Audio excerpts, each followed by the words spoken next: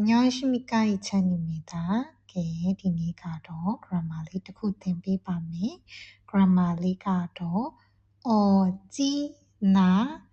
verb adjective G ဆိုတဲ့ grammar လေးပဲဖြစ်ပါတယ် verb ဆိုရင်တော့ 는 G ကပ်ပြီးတော့ adjective ဆိုရင်တော့အသက်ပါရင် un G အသက်မပါရင် na G လေးကပ်ပါတယ်အဓိပ္ပာယ်ကတော့ဘလောက်တောင် adjective verb လဲဆိုတာဆိုတဲ့အဓိပ္ပာယ်လေးပဲဖြစ်ပါတယ်ဥပမာဘလောက်တောင်အထီးကျန်လဲဆိုတာစကားနဲ့တောင်ပေါ်ပြလို့မတတ်ဘူးဘလောက်တောင်အရသာရှိလဲဆိုတာ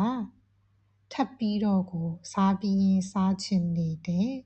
အဲ့တော့အဲ့ဒီ adjective အဲ့ဒီ verb ကအရန်ကိုသူ့ရဲ့အတိုင်းအတာကအရန်ကို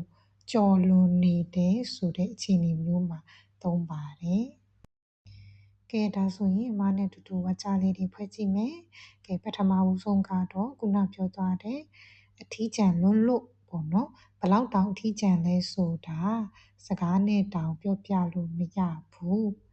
ပြောချင်တဲ့အဓိပ္ပာယ်ကအထီးကျန်လွန်းလို့စကားနဲ့တောင်ဖော်ပြလို့မရနိုင်ဘူးဆိုတဲ့အဓိပ္ပာယ်ပါအထီးကျန်တဲ့အတိုင်းအတာကအရန်ကြီးကိုလွန်းနေဆိုတဲ့အဓိပ္ပာယ်အဲ့တော့အမဆိုလဲဒီမှာအိမ်နဲ့ဝေးပြီးနေတာ3နှစ်လောက်ရှိပြီဆိုတော့လုံးမဝယ်တော့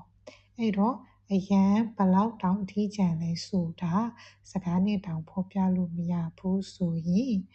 어찌나 외로운지 말로 표현할 수도 없어요. အခုတလောရာသီဥတုကဘလောက်တောင်ပူလဲဆိုတာအပြင်သွားရတာပင်ပန်းတယ်လို့ပြောချင်ရင်요즘 날씨가 어찌나 더운지 밖에 나가기가 힘들어요. ရုပ်ရှင်ကဘလောက်တောင်ဝမ်းနည်းရလဲဆိုတာမျက်ရည်ကဆက်တိုက်ကျတယ်လို့ပြောချင်ရင်영화가 어찌나 슬픈지 눈물이 계속 나요. 영화가 어찌나 슬픈지 눈물이 계속 나요.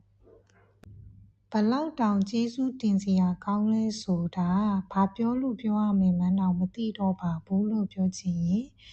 어찌나 고마운지 뭐라고 말해야 할지 모르겠어요. 어찌나 고마운지 뭐라고 말해야 할지 모르겠어요. ကဲဒါဆိုရင်တော့ဒီနေ့ grammar လေးကိုတည်သွားကြပြီလို့ထင်ပါတယ်. 그러면 다음에 또 만나요.